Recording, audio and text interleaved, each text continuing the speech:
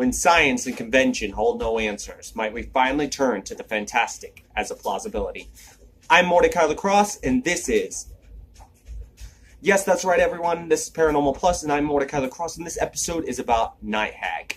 Night Hag is a paranormal phenomenon where the person is asleep and they wake up to this spirit or this entity on their chest region, and they cannot breathe. They feel immobilized and feel like they can't move and feel drained, and the room feels really hot. And this phenomenon in Scandinavian folklore is known as a mare. It is related to the incubi and succubi phenomenon, and the mare is a damned or cursed soul.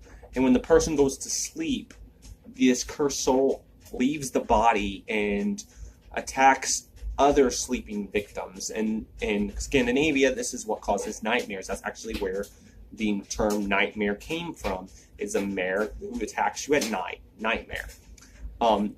Being referred to as night hag, well, that version actually originated from British and Anglophone North American folklore.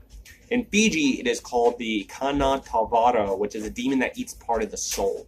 In Turkey, it is called the Katabasian Jinn, and you're only able to defeat this in that particular folklore by reciting the Quran.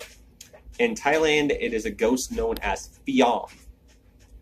Now, in Egypt, though, the night hag is believed to be an evil African queen's ghost that is hunting souls, which she is trying to capture before she's captured or sent away by guardian spirits. In voodoo, this particular phenomenon is believed to be a spirit or soul of somebody that is practicing negative voodoo and is leaving their body to attack those that they don't like, those that they hate.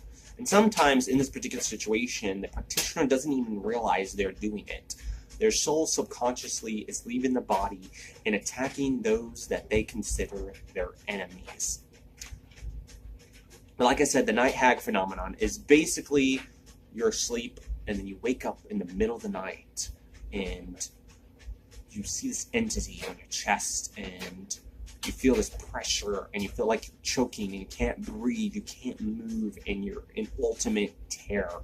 And you're like, oh God, I can't move, I can't speak, I'm paralyzed, I can't do anything. And I myself have felt this phenomenon. So let me tell you that before, I actually did not experience this phenomenon until I was born in 85, until 1991, when my father remarried my stepmother.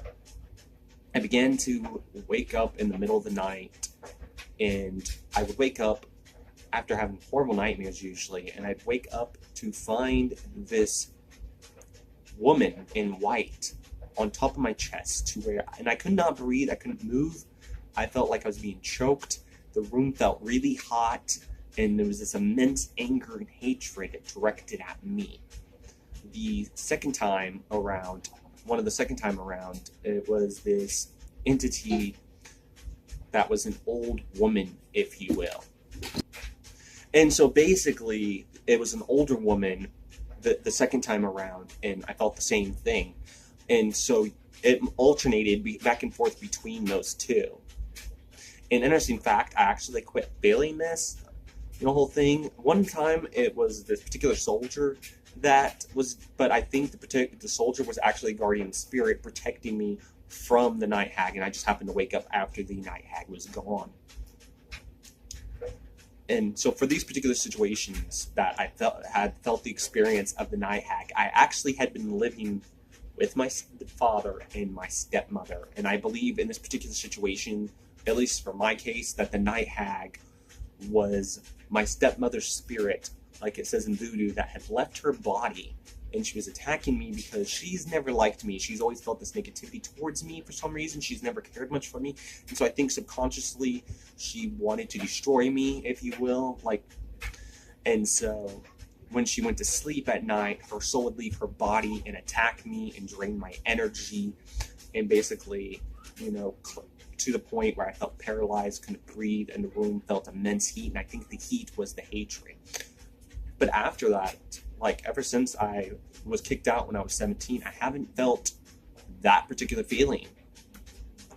There was only one time that I felt it again, and that was when I was living with my grandparents. But a particularly interesting story, which I might have to put this in another video in more detail, but my father and his two sisters, when they were younger, messed with an Ouija board, which Ouija boards, like I've said in a previous video, I'll leave that in the description bar below, aren't necessarily bad. It's what you intend to do with them, and if you, depending on where you use it as well.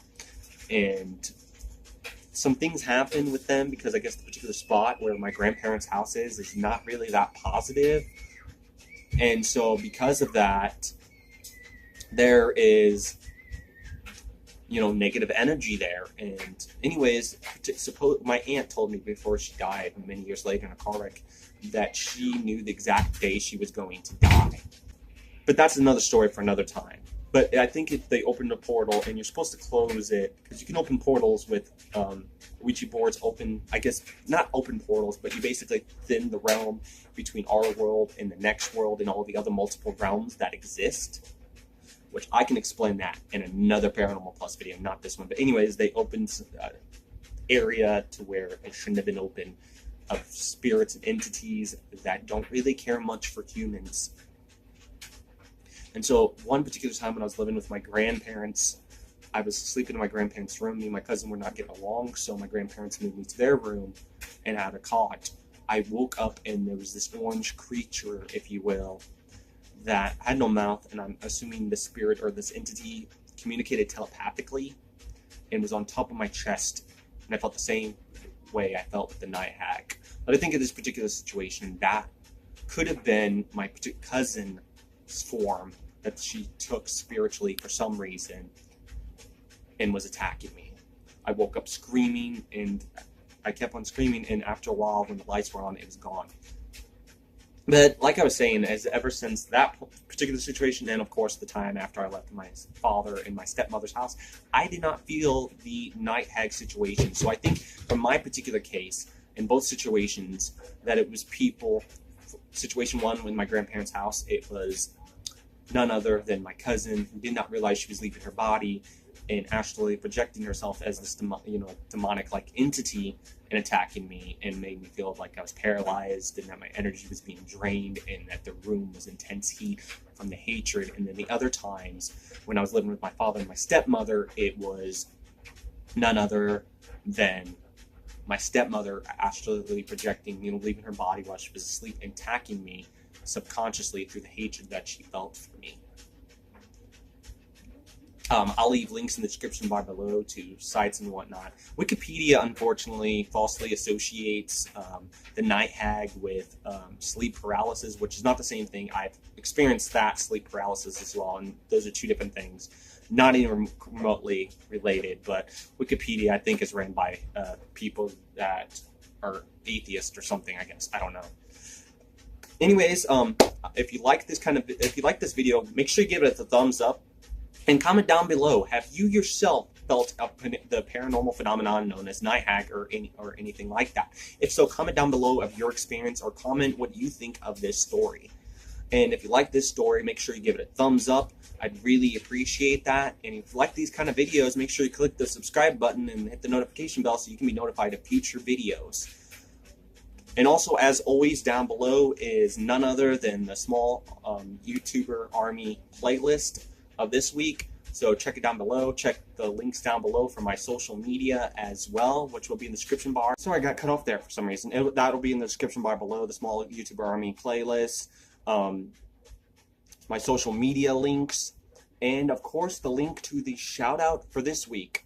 I can't remember the channel. I think it's called To Col Mad, but check it down below. I have a link to Col Mad's channel. Col Mad does YouTube gaming videos, I believe, and other random stuff as well. So check the description bar below. That is the YouTuber shout out for this week, and I'll try to remember it for next week as well. I hope you enjoyed this video, and like I said, comment down below about your experiences with this if you have any experience with it. I'd really appreciate to hear from you. As always, I'll see you on the other side.